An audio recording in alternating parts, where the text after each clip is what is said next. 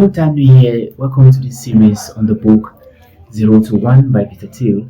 In this video, we're going to be looking at chapter 1 of the book, which titles The Challenge of the Future.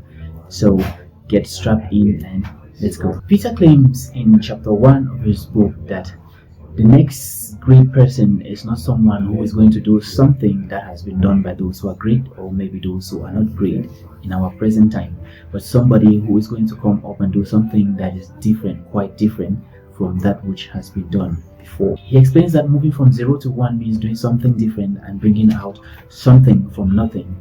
And this does not end only in the business world, but in any walk of life. And that's why he says that technology is doing something in a different way. Peter tells us that the reason why the future is important is because it is still yet to be lived, and the reason why the future is different is progress. He goes on to tell us about the different types of progress, and he says there is horizontal progress, which is doing the same thing and applying the same thing over the years, applying what has worked in other places.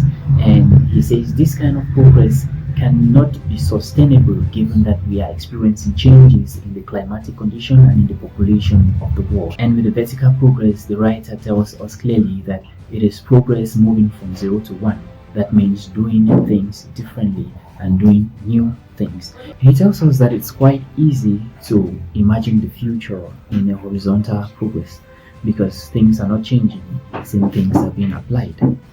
But vertical progress, it is very, very difficult because things are being done differently and new things are coming up for us to imagine the future.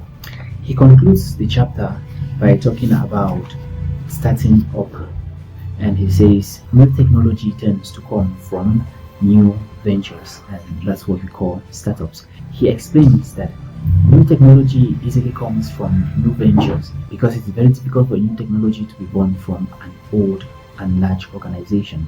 This is because of bureaucratic hierarchy, which slows down the process.